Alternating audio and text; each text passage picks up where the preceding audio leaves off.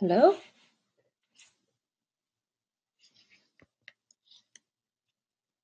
Hello, everyone.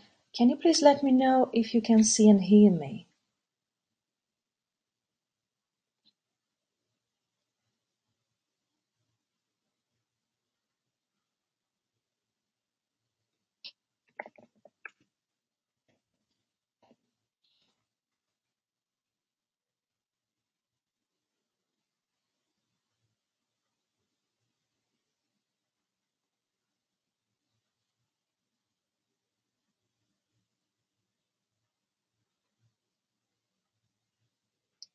Hello, hello? Yeah, let's check the sound. How about Instagram? Our Instagram followers here. Can somebody see me?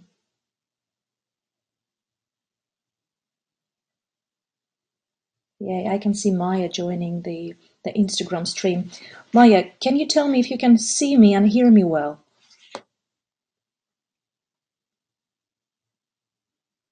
Yes, perfect. Great. Okay, so while we are waiting for people to join, let me just tell you that we are streaming into 4 different social media. So apologize for possible technical difficulties if they arise. And I will be trying to juggle between a number of devices. Don't get surprised if I'm not looking at you in particular. I might be looking at somebody else in a different social media at that moment. Hi, hello everyone. Hello everyone.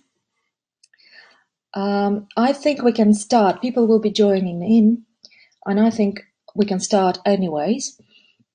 I will introduce myself for those who don't know who I am. My name is Natалья Ладыгина. First and foremost, I'm an English teacher and a teacher trainer, a CELTA tutor, and also a speaking examiner. But what is important for today's talk is that I'm a regular conference goer. And I've got my own opinion on the topic whether to attend or not to attend conferences. So following the IATEFL conference, which was held in Liverpool last week, which I attended, I was invited to talk about possible reasons why practicing teachers might want to attend or might not want to attend conferences. And there has been quite a debate between my colleague practitioners, let me underline that, whether the time you invest and the money you invest in it deserve the outcome, or is worth the outcome. That's very important that today I'm going to share my own personal opinion. And I will emphasize it several times today that these things I'm talking about is just a private opinion of a private person. Feel free to disagree with them.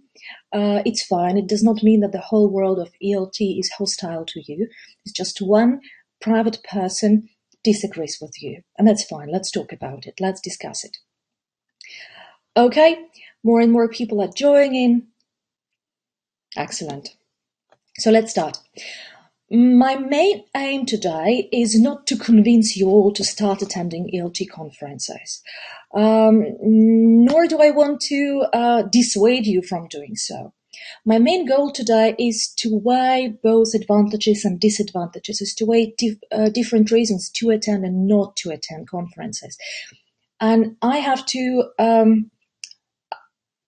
spoiler alert, both of them are fine. Both opinions are fine when they have grounded reasons behind them.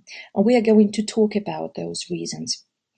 The name of the stream is 1001 reason to attend or not to attend these conferences. A number might be a bit of an exaggeration, but the whole idea is still true and implies there are plenty of reasons to do so or not to do so. Yeah. So I will talk about the whole variety of reasons. I will be talking about a yes and no things when attending conferences. But first of all, I think it's important to agree on how you define conferences. If you just close your eyes for a moment and imagine a conference, what comes to your mind? Can we quickly type something in the chat? How do you define a conference? How do you picture a conference?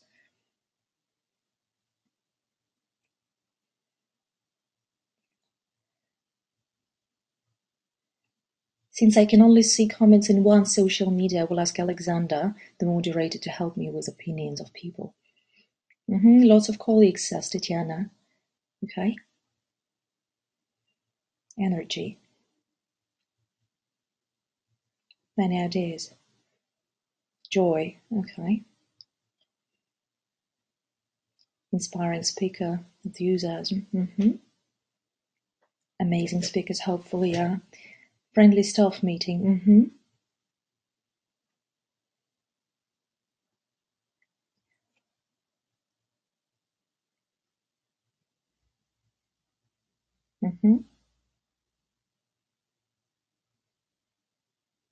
Creativity. Yeah. I have to tell you that those answers come from people I mostly know in person, and I know that these people are keen on their professional development. New people, yes, that's right, plenty of new people. I want to tell you something from my private life.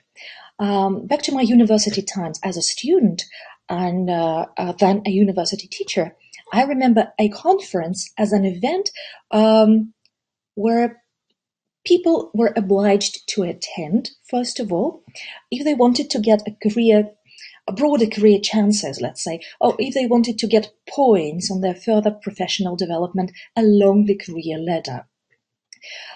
The conference, or what was happening in the conference, was very vaguely linked to something scientific, despite the fact it was called a scientific conference.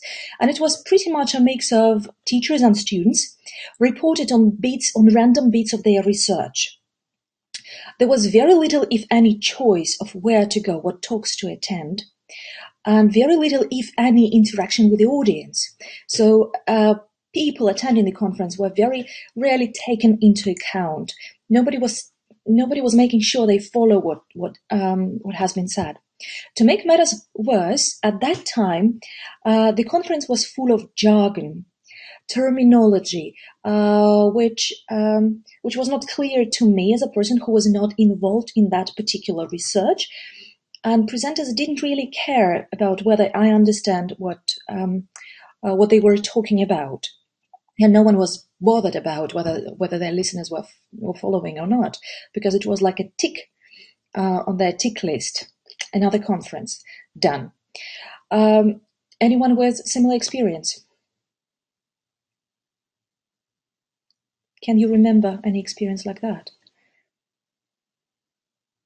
I can see people typing yes.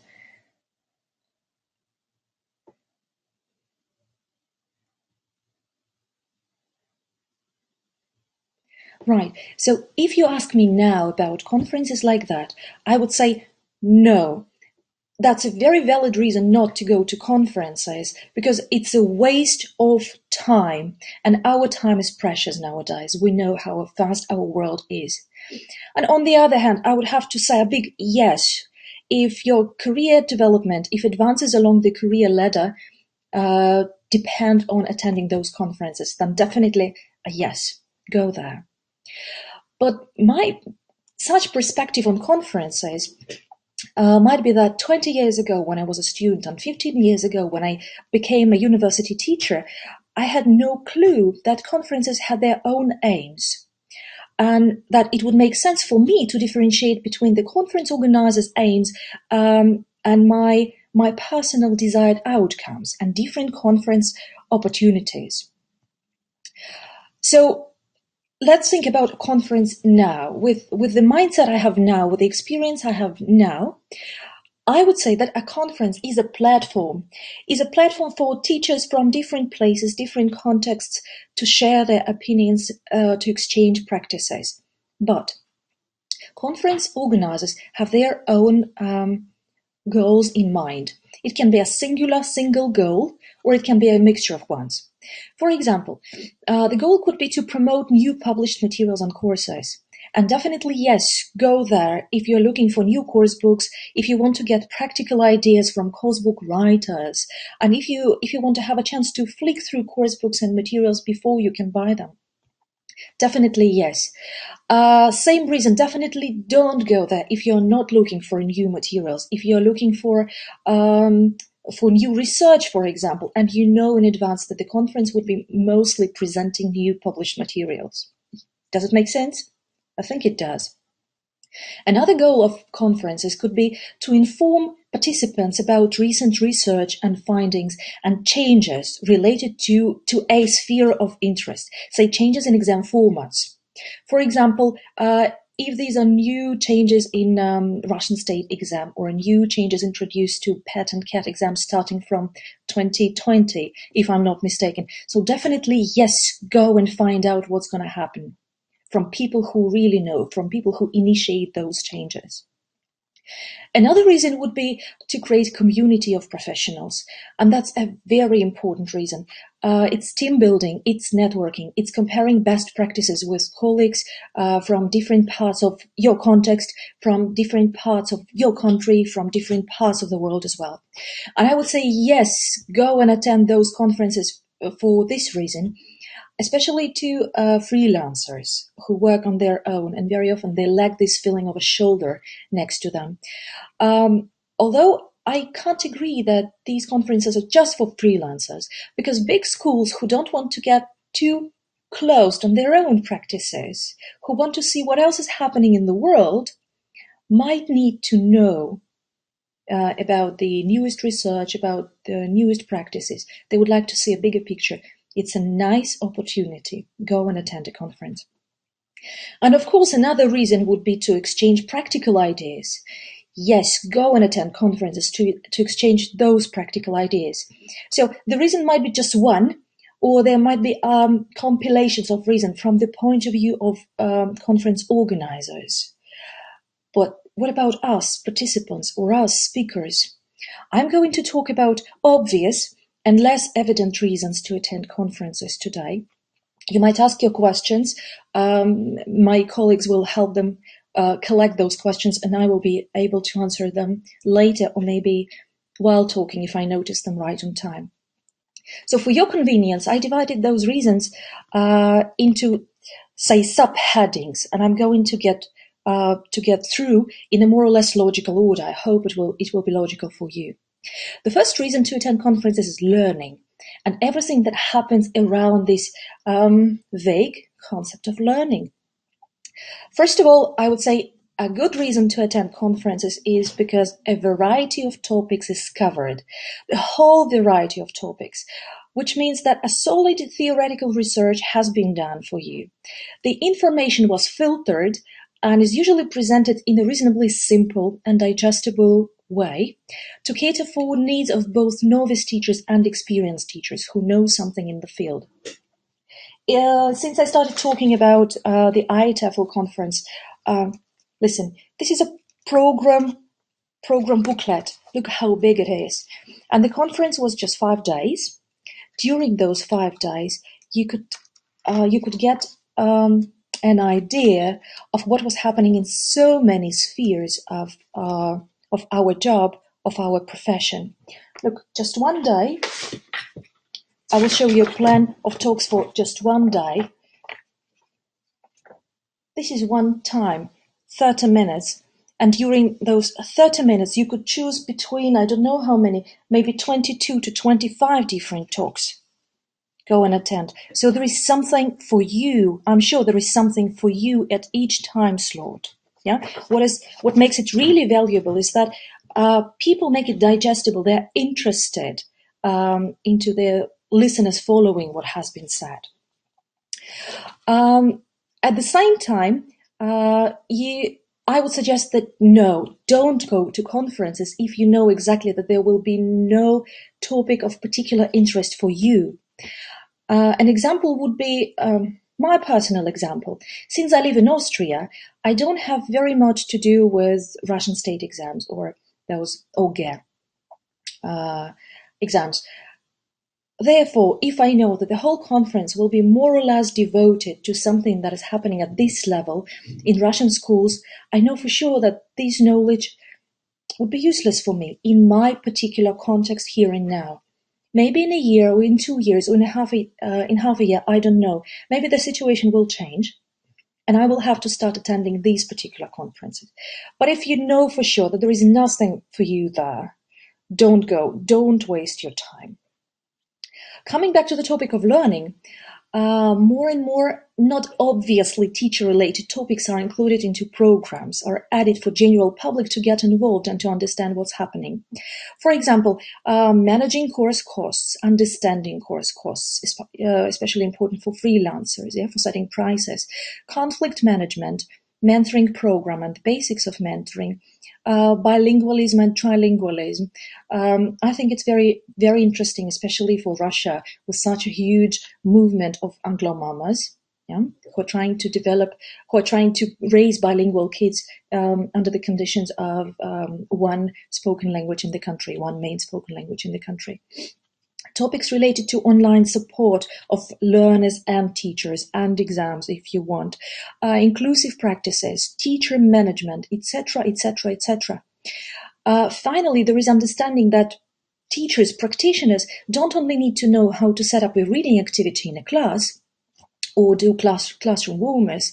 There is an understanding that there is a bigger process in which teachers are involved, and more commonly, teachers have to understand principles of those processes. So that's a very good reason to attend conferences, in my opinion.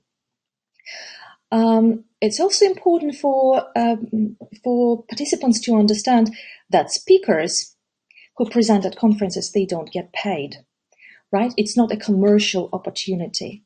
So what happens is that conference organizers issue call for papers. So speakers get through a process of selection, careful selection, to make sure that they are going to deliver a piece of useful information to their public. The whole thing about it is that, give me a second. The whole thing about it is that speakers feel the urge, feel the need, and they have a desire to share their knowledge, to share their information with people from the same area, and because sharing is caring. And a conference is an opportunity to get this condensed knowledge and experience from other people, the type of knowledge and experience that no one living person in the world would be able to accumulate during their own life. During my life and during the free time I have apart from family, apart from teaching, apart from my other spheres of life, like sleep, for example, I don't have too many hours to research deeply various topics that I'm interested about. So therefore, coming back to the topic of learning, attending conferences will help you identify your growth area.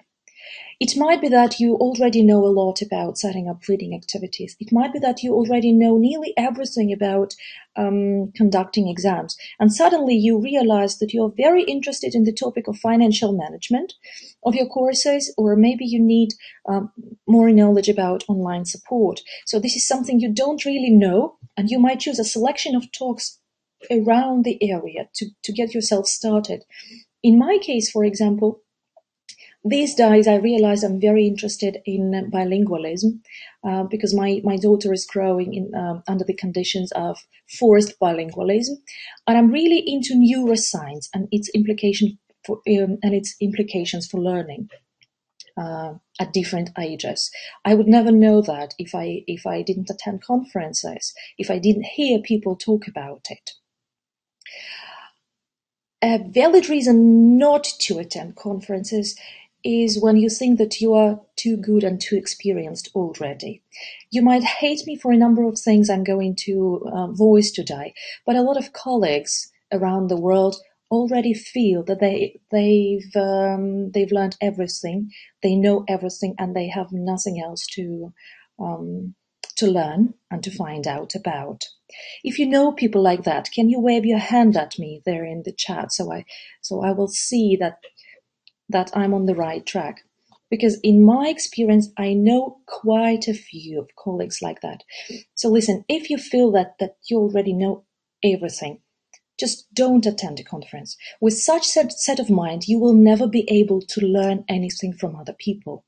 That's true. You will waste your time. You will get even more upset about attending conferences than possibly you are now. But At the same time, I have to tell you from my experience at ITEFL, I saw Rachel Roberts and Adrian Underhill and Andrew Walkley, if you know those people. I saw them doing stupid, foolish things at a talk by Joanna Sterling, for example, as was required by the speaker. At each session, I could see an ELT superstar attending talks of other speakers, because they all are convinced that they can learn from each other.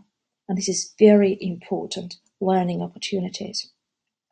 Something which is less evident, I think, but something which is worth mentioning.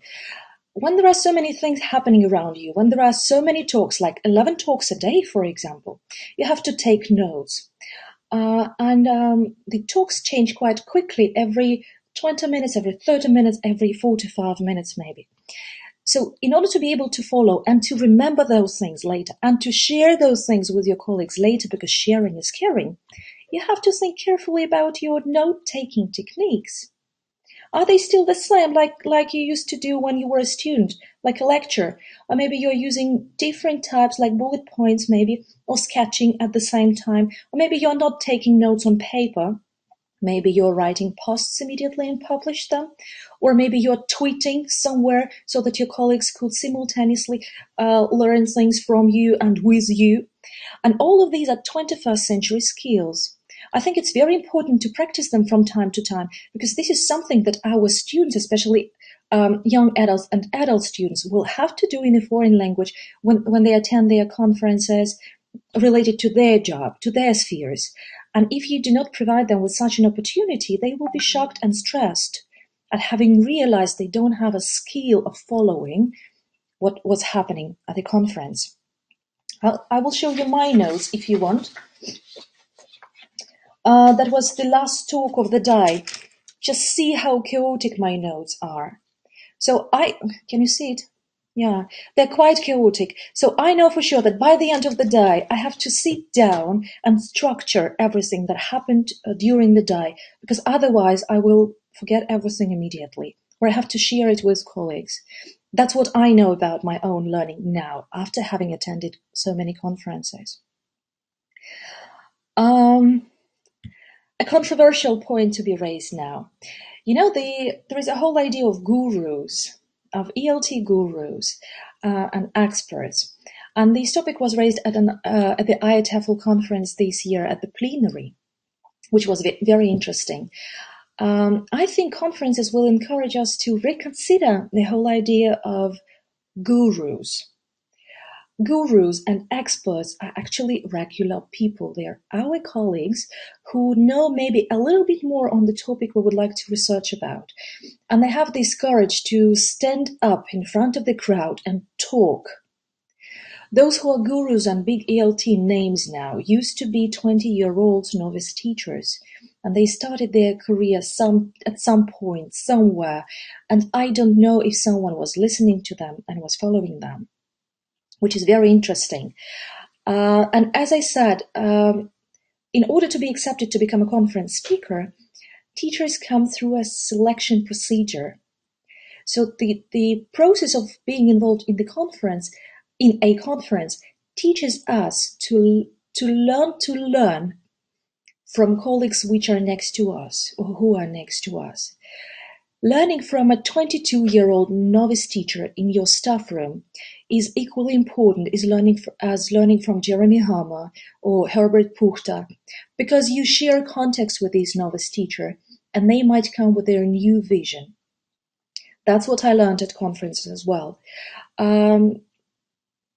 I think if most of the audience now comes from Russia, I think you might know names of teachers and trainers like Irina Malinina, for example, or Irina Agekina, or Natasha Bilausova and Zhenya Bakin, who are trying to make this idea of experts, local experts, a little bit more spread in Russia, for example. I don't know about other countries, or I can't speak for other countries, yeah? Experts are not necessarily people who are from far away. Experts are everywhere around you, and if you just open your eyes and look around, you will see people who know a little bit more on the topic, or maybe way more on the topic you would like to research. Again, another message you might hate me for is that some conferences or some workshops are attended just for the fact that they are conducted by gurus, by those big prominent ELT names. And I think we have to be very specific about it. If you don't want to be disappointed by the end of this day, especially that very often we have to pay a lot of money to attend an event like that, either make sure that those gurus offer or will offer the content that you are looking for, that you need, or admit from the very beginning that you go to watch a performance of a name, of a person, rather than listen to a talk. And don't get upset if by the end of the day you don't get any useful information for you, for your context. It's not because the speaker, the guru, will be talking rubbish. No, it's very likely, and I'm sure they will be talking about very important things. But I'm sure that they declare from the very beginning what they're going to be talking about. So I find it very important to distinguish whether you go to listen to the content, because the content is relevant for you, or you go to watch a name, a prominent name, and come out of the conference with a feeling that, yes, I achieved what I really wanted to achieve. If you go to see a guru, a big name, just because there are thousands of other people going there, don't. It makes no sense. It brings no fruit. It will give you no result. Have you started hating me already? Very often those big names have their own goals and their own expected outcomes. Very often those outcomes are promoting their books, promoting their approaches, doing plenaries, for example. And the purpose of plenary very often is to give teachers some food for thought, not necessarily something they would immediately agree with, but maybe something extremely controversial, something to be discussed during the break outside, to promote this feeling of, to promote networking during the conference. So be very specific about attending gurus' talks. What do you want to get from them? Again, let me come back to the learning process. And one thing which is worth mentioning is a very practical nature of ELT conferences, at least. I don't know about other spheres, unfortunately. It's an opportunity to try things out during workshops, to ask questions, to ask clarification questions, very specific questions, and to steal those ideas and to bring them into your classroom starting from Monday, Tuesday, next day, doesn't matter. It's also an opportunity to get in touch with a speaker later after the conference and ask more questions and maybe offer more networking and more projects that could be done together. Another valid reason to attend conferences is to see what people have already introduced to their teaching and implemented in their teaching. For example, things which were commonly mentioned in the last 3 conferences I attended were Kahoot, Padlets, online boards, Quizlet, voice recognition systems, Answer Garden, etc. While I'm enumerating those things, I can repeat them in a second if you want. See where you are. Try to evaluate whether you already know what those things are, whether you already use them in your context, because they are not so difficult to use nearly in any context, and think whether you could adapt some of those best practices in your classroom. I will repeat them once again. Kahoot, Padlet, online boards, Quizlet, voice recognition systems, Answer Garden, etc. Is there something that you haven't introduced to your teaching yet?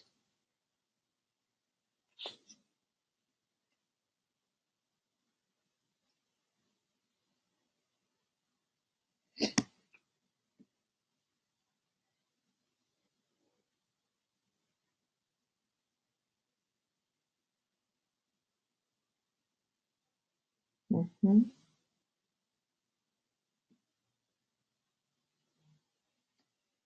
Exactly. There is always something. Padlet and Answer Garden and you. Mm-hmm. The last one was Answer Garden. Yeah, it's written as one word. If you are interested, so you can Google right after this stream. Okay. Again, if you only think that I work in a talk and talk environment with no chances to change anything in terms of technology, in terms of approaches to teaching, in any other terms, then don't go to conferences, because you won't be able to learn anything with this mindset. Go to conferences because you want to change something. You want to become a better teacher, and you want to help your learners become better learners in all possible ways. Again, if you say that I only work in a talk and talk environment, I will tell you that last week there were people from poorest regions of Nigeria, for example, India, and other countries. I can enumerate a long list. They come and share their extremely successful practices of working in low-resource environment. And this is absolutely fantastic what they do, because they want to change systems. They want to help their learners become better users of English. Another reason to attend conferences, another big yes, is that conference speakers make new data available for general public. I've already mentioned it at the beginning of my talk. So, for example, intricacies of those YEGA writing things, which change every year. This is mind-boggling. For example, news that speaking examiners will soon be substituted by machines. How about that? That's what I found out in February at the conference in Barcelona. This question is really being discussed and considered, and is already on the way to implementing it. New data about developments in British National Corpus and implications for teaching and learning purposes, as it was the case last week. Very interesting talk. And more reasons related to learning. But for the sake of saving time, I will switch to a little bit different perspective of attending conferences. Another chance provided by those big events is an opportunity to understand oneself better. So the whole sphere I would like to talk about is our self-awareness and learning about presentation skills. You don't really have to become a presenter or a speaker at the conference to learn to do things better. First of all, while listening to other speakers, you can work on your own language proficiency and your presentation skills. How do I do that? While listening to people doing talks, I always appropriate their language.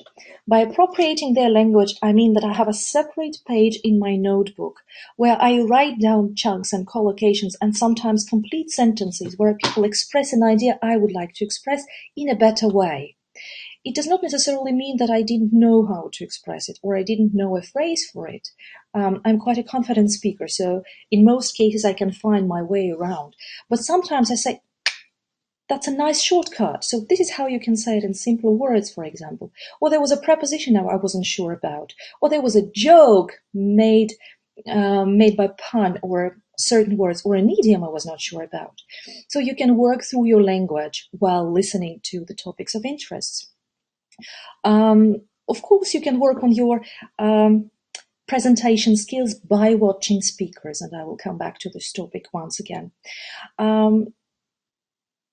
I want to mention one person. His name is George Pickering, and he did the very last talk, the very last talk before the plenary on the last day of IETFL conference. I'm absolutely in love with him. During his presentation, he used all possible techniques which I personally would consider effective and which I personally would think that no one person can use in one particular talk. His name is George Pickering. You might like to Google who he is. Then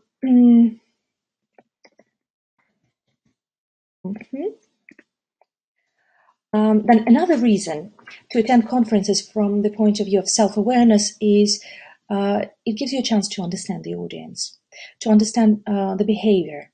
So who is the audience? The audience is you teachers at this time. And what works with you better? What doesn't work with you? What keeps you engaged and focused? Or why do you want to get disruptive and leave the audience, leave the room at some point?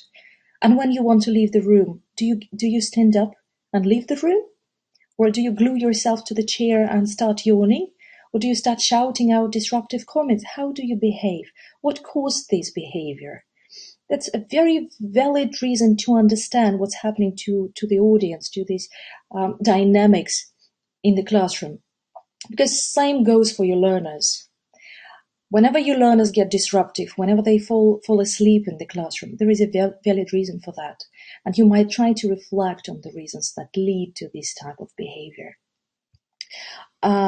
Again, there's a thing that you might hate me for, but that's my personal opinion, that our students don't have to respect us for the ways we are. They don't have to respect us for the fact we are teachers.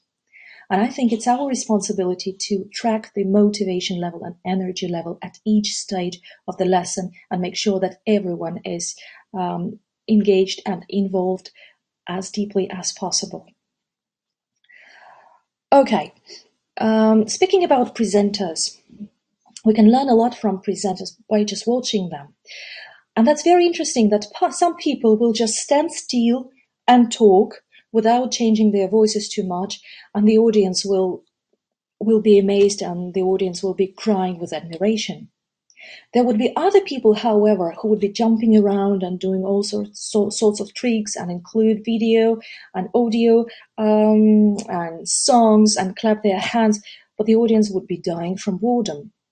So attending conferences provides opportunities to notice those nuances of presenter style and to acquire some of them, to steal some of them, and to reflect on them, to reflect on what works best for people. Attending conferences also gave me a nice push to reconsider the role of PowerPoint presentations. Being a teacher trainer, I notice a lot of teachers relying on a PowerPoint presentation running at their back during their lessons, which is on the one hand very safe, but on the other hand, it does not help to create this learning, to construct this learning from the very beginning with the participants. So last week, for example, I saw quite a few presenters who relied heavily on their PowerPoint presentations. I saw some of them who even tried to read from their presentations. But I also saw ones like Joanna Sterling presentation who just included 2 slides. The first one, which introduced the title of her talk and herself, and the final one, which gave her contact details. And she did not need any other slides to manage an audience which included more than 100 people at that time, which was amazing. Or, for example, Sandra Million's talk, who decided to get rid of any PPT whatsoever and did a fantastic job using her voice only. So that's an idea to reconsider. And another reason to attend talks, in my opinion, is to go and see failure talks. I know you paid your money, you would like to see something really professional, you would like to steal ideas, but things happen. Sometimes our choices are wrong, sometimes things go wrong with presenters. It happens that talks and workshops fail. It's fine. I think it's a learning curve for us to evaluate what happened. Some reasons for that could be that the topic which was announced or the content which was covered does not reflect the topic which was announced. So people came and were disappointed by this mismatch. For example, sometimes speakers include discussions for the sake of discussions and do activities for the sake of activities without really realizing that their talk is supposed to have a clear outcome. Clear outcome for the speaker and clear outcomes for participants as well. An interesting side of it is that very often participants do not know their expected outcomes when they attend a talk.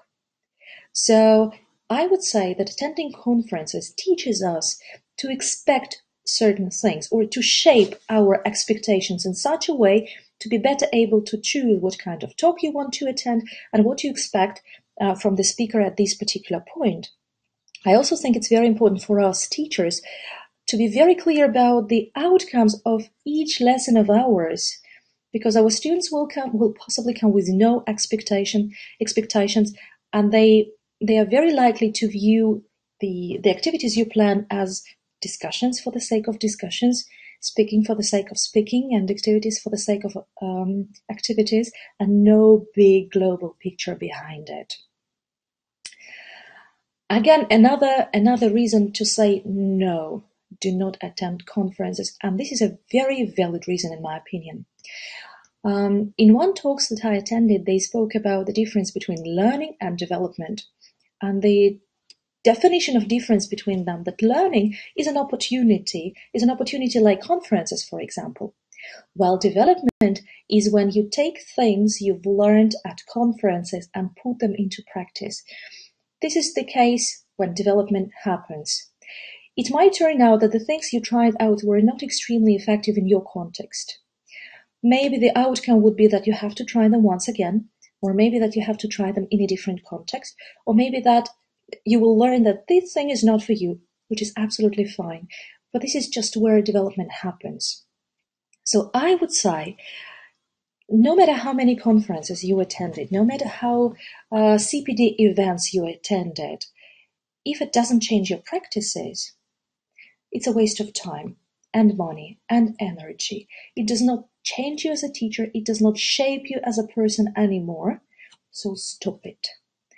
Don't collect certificates. It makes no sense. It does not make you a better person, and your students and your colleagues will immediately see that, and they will hear it from the conversations, from the statements you utter. So it does not make sense attending conferences just for the sake of attending them. Right. Another area to be covered, another broad area, is networking. Conferences provide so many opportunities for networking, and there are quite a few things to be considered here. On the positive side, I would say yes, go and attend conferences if you're ready to be proactive. By being proactive, I mean initiate new contacts, make those new contacts, offer or promote your services, your expertise, tell people around about you while having coffee. It will give you a chance to find a new job or a project to be involved into. So I will give you my example. For example, last year, while attending conferences, I had 3 opportunities to present at 3 other conferences. I found 2 opportunities to write and publish articles on my spheres of interest, and I also got 3 invitations to do run CELTA courses somewhere else, not in Vienna, which was very nice. And these were just the big things which are worth mentioning right now. You could also invite people for lunch. Sit down and talk together with people who do similar things with you, or same things with you, or people who already do something you would like to start doing, like people who teach online, but you don't do it yet, or people who prepare for exams and you don't do it yet, or you've just started. Find an opportunity to invite people out for lunch or coffee. Sit down, talk to them. People are very willing to share their experiences. If you're not proactive, if you are not ready to be proactive, or if you think that you are well known enough in your little context, don't go to conferences. The world is big, and maybe people know you in your little environment, but it does not mean that other people from other cities, from other countries will know you. So if you're sitting there expecting that people would recognize you, that people would provide you with chances, that people would come up to you and say, hey, would you like some free samples? Would you like more motivation? Would you like more job? It will never happen. So get ready with your business cards. Learn to introduce yourselves in 2 short sentences. Avoid introducing yourself as an English teacher, because we all are English teachers in this context. Sell yourself. Talk about your unique niche. Not just being an English teacher. But if you are not ready to do all those things, stay at home. Don't attend conferences. You will not take out things which might be really important for you. Coming back to the topic of networking. Networking helps to build social capital among teachers. By social capital, I mean those connections, those long-lasting connections. If we talk about say Natasha Bilausova and Zhenya Bakin, who are trying to organize those summer schools. That's one of the reasons they are doing it, not just to share knowledge, but also to organize this long-lasting social capital, people you can come back to and say, hey, remember me, why don't we do something together? Why don't we talk about things we both struggle with?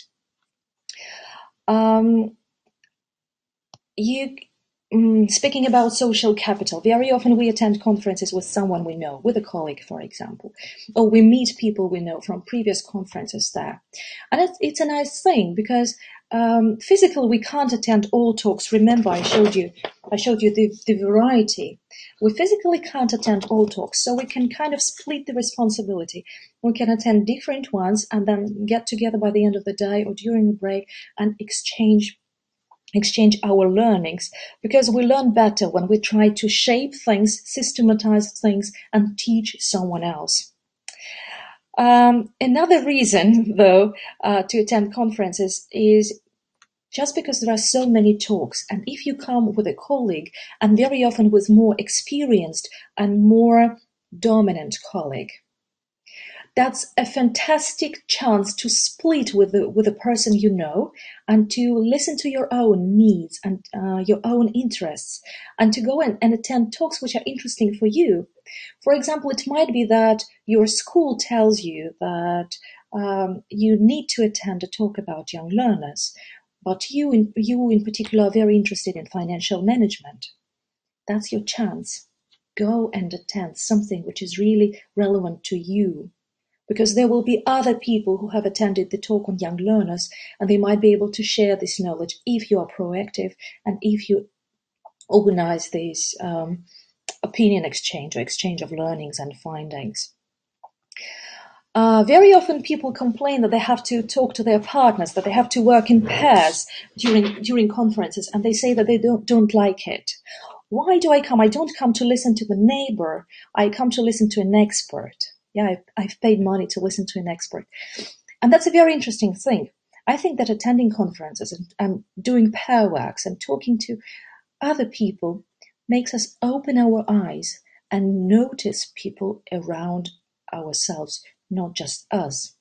I know this is the modern world, the world of selfishness, the world of self-focus. So very often we do not notice other colleagues, especially when we work as freelancers, for example, or if we have already earned some recognition. So we kind of think we are better than somebody else. I will tell you, open your eyes, talk to people, listen to what they have to say, because you, at the moment, you might be talking to a guru who is not trying to stand out. You know, there is usually no sign saying, hey, I'm an expert in this sphere. I have 25 years of experience and expertise, and I'm a world-known person, for example. There would be people wearing their regular clothes, and you will not know their faces, because we usually know names written on course books, for example. Yeah, or pronounce those names, but not faces. And I find it really important. For example, last year, in this pair activity, I found a director of studies of a place where I applied 2 weeks. I had applied 2 weeks before that. And I was surprised. And he said, yeah, is it you? I got your email. And after the conversation, he said, yes, you're a very nice person. Why don't we talk about your job application during the break? And that was an awareness-raising moment for me. Or this year in Barcelona, I was sitting right next to a woman who I would never notice otherwise. But she was Antonia Clear, one of the authors of Speak Out and Total English, if I'm not mistaken. And she turned out to be a fantastic interlocutor and a fantastic person. And then I attended her talk, and I would not know about her otherwise, if not this pair work. So it's all about networking. There is an important consideration, however. Conferences is hard work. It's not a joke, it's hard work. It involves a lot of focusing and intensive listening, a lot of acceptance of other people, starting from their physical features like smells, for example, and ways of getting dressed, of stuffy rooms sometimes, of crowded and stuffy rooms. A lot of acceptance of what people have to say, because they share their opinions and findings, and those opinions and findings might be different from what you have found out and from what you have thought about it. Often it involves physically running distances, covering those distances, and you might get tired, for example. You don't have this physical energy to cope up with the pace. There will be crowds of people. I can guarantee that if a conference is popular, there will be crowds of people. So I would say, if you're going through a burnout, or if you're going through another difficult mental state conditions, and we all do from time to time, it does not mean that you are sick. It does not mean that you're abnormal, that you are weird or strange. No, we all teachers from time to time go through different conditions, different states of our mental health. So if you think that you're overwhelmed, overloaded, that you're going through a burnout, give yourself time to rest. Give yourself a break, and don't punish yourself too hard for not being where 1,000 of other teachers are. Be kind to you. This is a very valid reason not to attend a conference, even packed with gurus and prominent names. Be kind to yourself, because by being kind to yourself, you will be kind to other people as well. They will not have to listen to your grumpy talks and your complaints about your health. They will be able to focus on what people are saying and develop professionally. Okay, just a couple more areas to mention would be that conferences affect our motivation. First of all, attending conferences gives a feeling of community. It gives you, especially such big conferences as ITEFL, for example, it gives you a feeling that you belong to a huge worldwide process happening in the world, and you're just one bit of it, but you're a very important bit. And then you suddenly realize that you're not just teaching present perfect, or you don't just happen your adult learners to prepare for exams, for example, but you are influencing those who in 10 years will be looking for a job in the world, which will develop in such a way that we have no idea how. We are trying to prepare our students for the world which we can't even imagine. Can you imagine that? And we, a huge society, a huge community of teachers, we are trying to guess how to prepare our learners for this new world. And this is such a responsibility, and you teachers are a really valid part in this process. Even if someone tells you that your marking was not right, even if someone tells you that you didn't manage to complete a course book and this is terrible, attending conferences gives you a better picture of what actually you're aiming at, where you are heading to as a teacher. Another reason related to motivation was that you can see inspiring people there. One inspiring person for me was Chia Suan Chong, the author of this book, the book on successful international communication, which I immediately bought.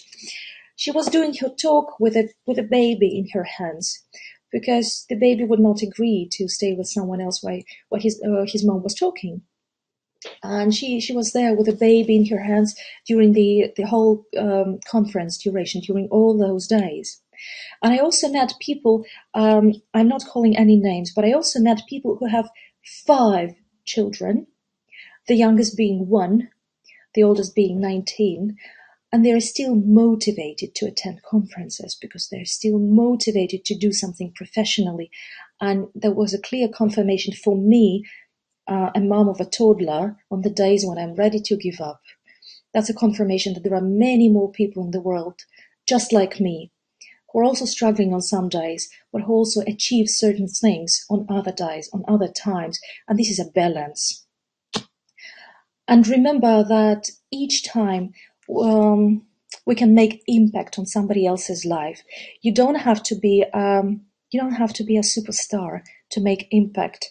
But I will just give you 3 most recent examples of impacting people. Like, for example, while I was listening to someone doing a talk last week, we were asked to turn back and to talk to someone sitting behind us. And I turned around, and there was Andrew Walkley sitting behind me, and there was my chance to talk to Andrew Walkley, which I had never had before that. And there was such a temptation, to grab him, to talk to him later, afterwards, because it provides chances. Attending conferences provide chances. I'm very proud that I managed to make a couple of more people happy. Like, for example, one colleague of ours wanted to invite another colleague I knew for lunch, because she's been following her on social media for a long time, and she admires her. So we could arrange this lunch and spend a fantastic time together and talk about things we wanted to talk. And I also want to say about my colleague Galina. Galina, if you are here, I'm waving my hand to you and sending my regards to you. Galina was inspired by a person, by her tutor, who she never saw in person. So it just happened so that I found this tutor during the conference last week, and I managed to record a short video message for Galina. And Galina got a personal hello from the person she admires. I think it's really motivating, and it's a real chance to get this kind of inspiration. And as I said, you don't have to be a superstar. Sometimes it happens that people come up to me and they say, "Hi, you're Natalia. I know you. I follow you on Twitter." And if we are both Russian speakers, we can start speaking Russian, and I would immediately say, "Why don't we say you meaning ты? Yeah, why don't we use this informal you?" And people would say, "How come? I don't know how to call you ты." But that's a chance, you can find this person you've been following for quite a while and just see that they are real people doing their regular things, yeah, At the same time, talking about motivation, I'm a very straightforward person, you have to know that. And what I'm going to say now will resonate, I think. These days we have so many online conferences, which is great. And it's such an opportunity to learn wherever you are, whenever you can, with all accompanying circumstances in your life. But very often those conferences are free. You don't even have to pay. But what's happening is that teachers, colleagues start bullying other colleagues who made a slip, or who have a fossilized mistake, or who have strong accents. They start bullying them in commentaries, which is on the one hand very unprofessional, unethical. It discourages speakers. And if you come back to the beginning of this talk, I said that no one is paid for doing those talks for you. Those people are volunteers. They stand up in front of the crowd, and I don't know how many people will watch this live stream and then the recording. I assume more than 1,000 people, and I'm sure you will find lots of reasons to pick up on my language, my ideas. So I have all chances to be hated, but every time remember, those people are volunteers who found courage to stand up in front of the crowd. And I would say, this is my personal opinion again, you might disagree with it, but I would say that at big international conferences, each conference speaker has a little accent indicating their origin, which is fine, which is another proof of a variety. And we all make mistakes. You do make mistakes in your first language. I do make mistakes in all 3 languages I speak. This is fine. Either keep your horses when you feel an urge to write a negative comment. Either keep your horses or switch off your laptop, because respect is invaluable and sharing is caring. And this is my personal opinion. Okay. Another reason to mention attending conferences is, again, I'm repeating myself, is materials. There are plenty of exhibitions running at the same time as conferences, and quite a few of them offer free samples, and they offer a chance to talk to authors and ask clarification questions. I think I'm running out of time now. In a moment, I will finish my stream in Instagram to be able to save it on my mobile phone, and then I will start streaming again in a minute. All right?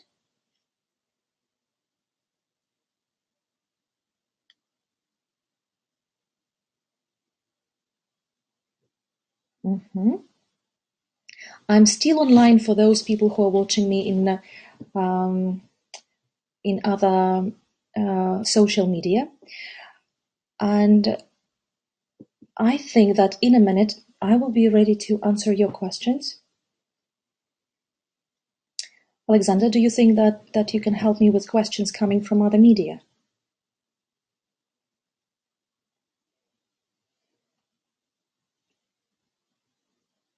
Mm-hmm.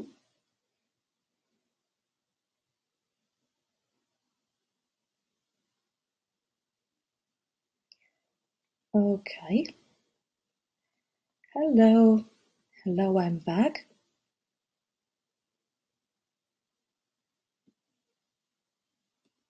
Mm-hmm. Everyone is very welcome back. Right. People are coming back. So I will say two things which I find very important to say now, and then I will be open for your questions, if any. I will look through the thread and answer questions. I think we have like another 5 minutes for that. What I think, some teachers very often complain that certain speakers travel the world with the same topic and they repeat their topics again and again. I used to be annoyed by that as well until I became a conference speaker myself and until I started understanding how it works. Just the fact that you presented at one conference and 20 people heard you, or 50 people heard you, or maybe 75 people heard you, does not mean that you've already spread the word about your findings, about your innovations in class. It does not mean that you've already made it known to the whole world. So speakers travel from conference to conference, repeating same topics, not necessarily same talks, but repeating same topics on a number of occasions. Don't get annoyed about it. This is how people spread the word, because people want to reach as many people as possible. And another thing is that, in my personal opinion, conferences, especially big ones, useful ones, they cannot be free.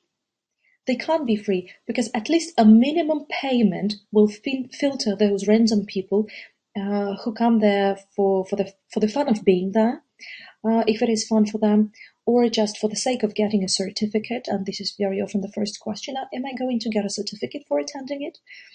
Or people who come just for the sake of doing it because they were told to do so. So I think at least a minimum payment will filter those random people. But again, feel free to disagree with me if you want. Okay, I think this is everything I wanted to tell you about. In case you have any questions that I missed in the previous stream, because I finished it in Instagram, in case there were questions in other social media, I will wait a minute for those questions to come, and I hope I will be able to answer them. Feel free to give me any other feedback on the thoughts I expressed, and maybe we can discuss these ideas.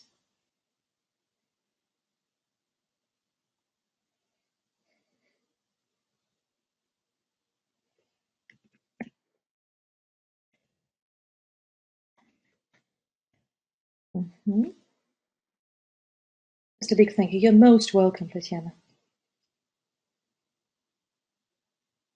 I've got a question about online learning. Is online learning available? I think I've answered this question. There are plenty of online conferences these days. Yeah, just Google Stay Update. Macmillan Conference, for example, is one of them. SkyTeach Conference is another good example of them. More and more opportunities are coming.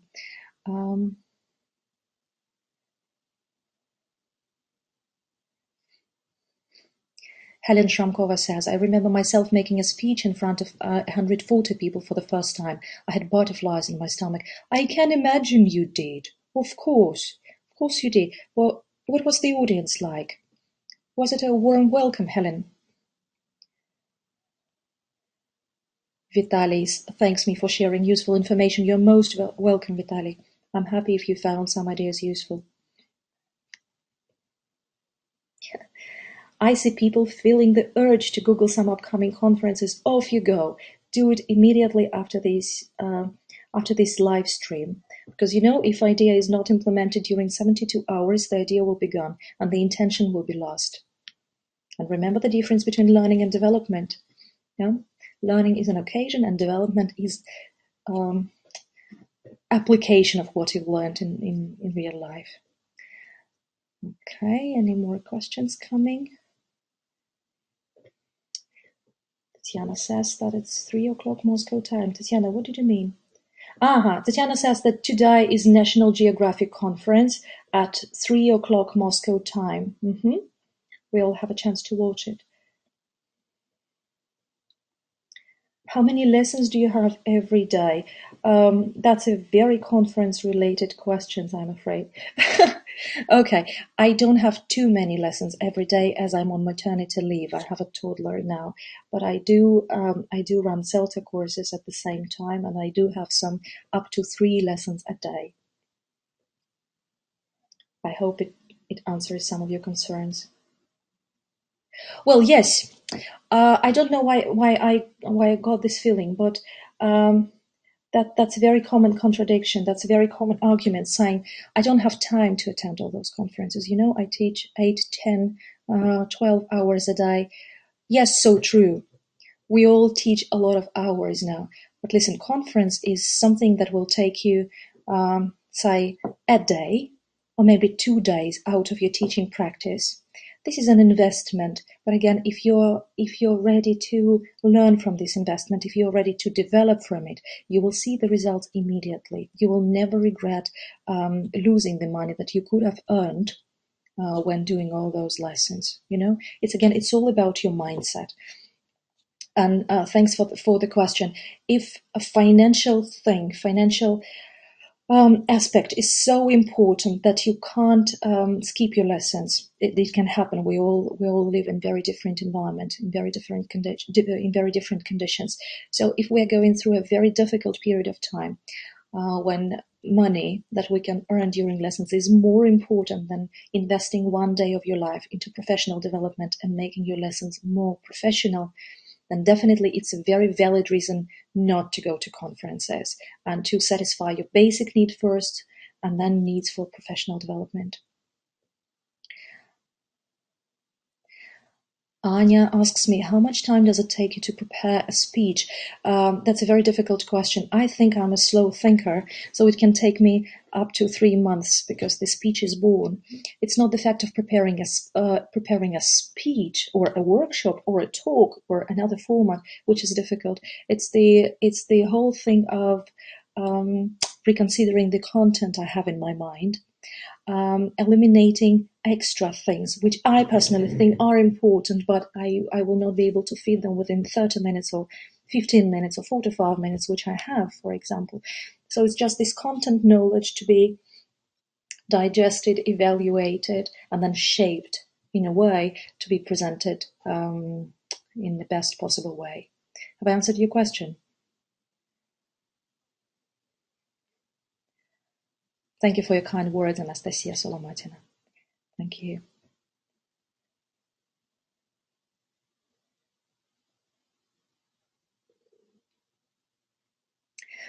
All right, no more questions are coming. And the only thing I've got left is to thank you for your time, especially those who spent the whole hour and 12 minutes here with me, thinking about the whole topic of attending conferences. I'm really grateful for your participation and for your questions. And I would like to invite you to continue this conversation with me in person, with SkyTeach community. So you know all these contact details in the social media you are attending this talk in. You can reach me in Instagram, in my personal account, which is, I will type it in a moment, Ладыгина Nat, my personal account, or you can find me in Vkontakte or on Facebook, or you can email me with questions or concerns you have about attending conferences. Let's keep the conversation going because sharing is caring. Thank you very much for your attention, for your participation, and I'm wishing you all the best today and a peaceful and lovely rest to the working week. Bye-bye.